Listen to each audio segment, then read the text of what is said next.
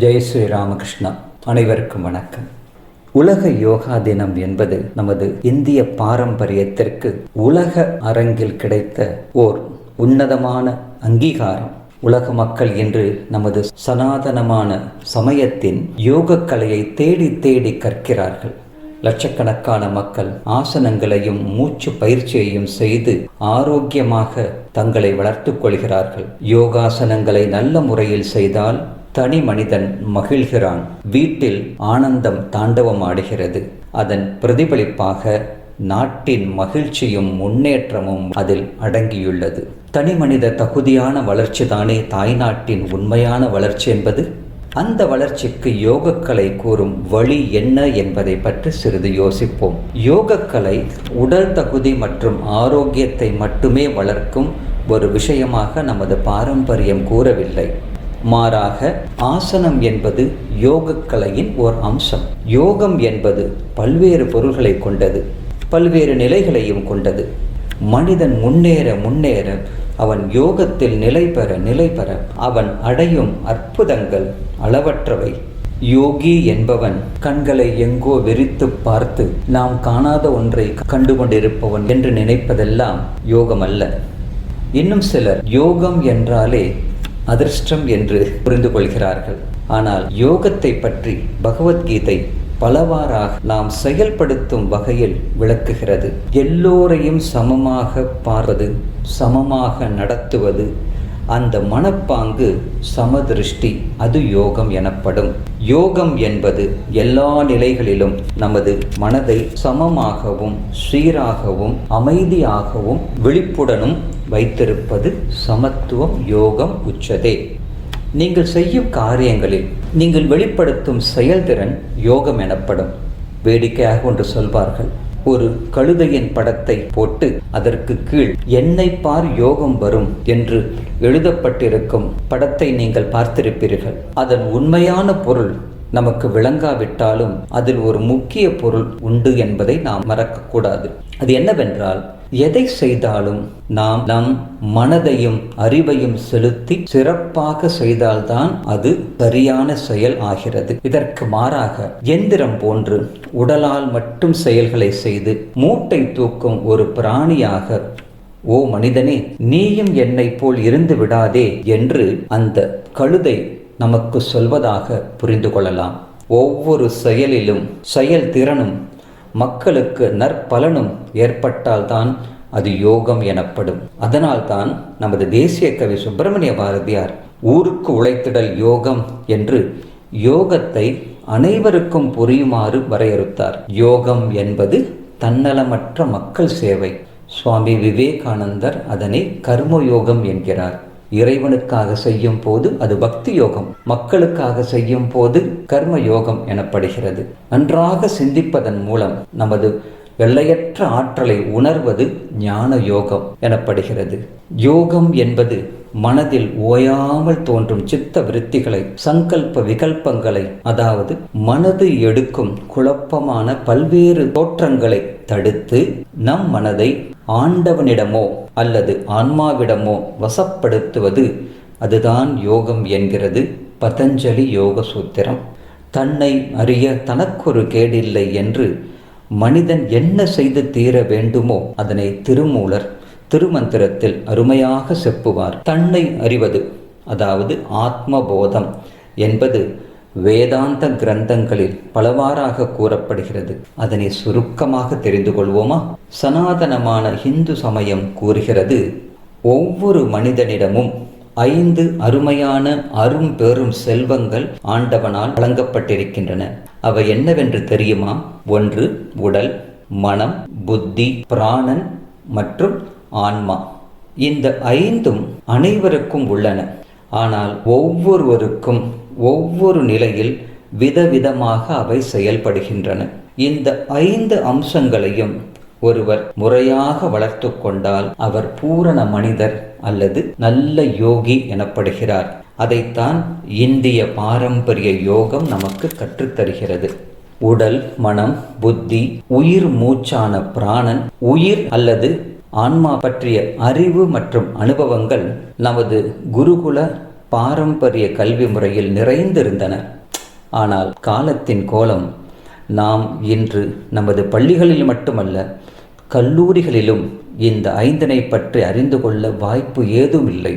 நமது பாரம்பரிய யோகம் என்பது நமது உடலை உறுதியாகவும் கடும் உழைப்பிற்கு ஏற்றதாகவும் ஆரோக்கியமாகவும் வைத்திருக்க வேண்டிய ஆசன பயிற்சிகளையும் மூச்சு பயிற்சிகளையும் கற்றுத்தருகிறது.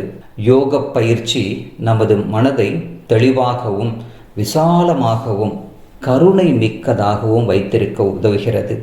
ஒரு யோகியின் சாநித்தியத்தில் சிங்கமும் மானும் ஒன்றாக அமர்ந்திருக்குமாம். அந்த அளவிற்கு அந்த யோகியின் கருணை தனக்கு மட்டுமல்ல, தன்னை சேர்ந்த விலங்குகளுக்கு கூட அந்த கருணையை பாய்ச்சக்கூடிய சக்தி யோகிகளுக்கு உண்டு. அடுத்து, கற்கும் பல தகவல்களை நினைவில் நன்றாக கொள்ளவும் அதன் மூலம் புது புது சிந்தனைகளை நமது புத்தியில் ஏற்படுத்தவும் யோகம் நமக்கு பெரிதும் உதவுகிறது. சாதாரணமான மனிதன் தனது மூச்சு விடும் மந்தமான முறையினால் தமது சுவாச பையை 20% மட்டுமே பயன்படுத்துகிறான். அல்ப சுவாசம் அல்ப ஆயுள் எனப்படுகிறது. அதாவது நன்றாக பிராண சக்தியை நமது தேகம் ஏற்காவிட்டால் நமது ஆரோக்கியத்தோடு நமது ஆயுளும் குறைகிறது. சாதாரண மனிதன் ஆன்மா இருக்கிறது என்பதை தான் செத்த பிறகுதான் உணர்கிறான். ஆம், ஒருவர் இறந்த பிறகு அவரது ஆன்மா சாந்தி அடையட்டும் என்று பிரார்த்தனை செய்யும் போதுதான் பலரும் ஆன்மா இருப்பதை நம்புகிறார்கள். ஆனால் நமது சமயம் ஆன்மாவிற்கு மிக முக்கியத்துவம் தருகிறது. ஆன்ம சக்தியை சுவாமி விவேகானந்தர் தமது உயிர் செய்தியாகவே உலகிற்கு உரைத்தார்.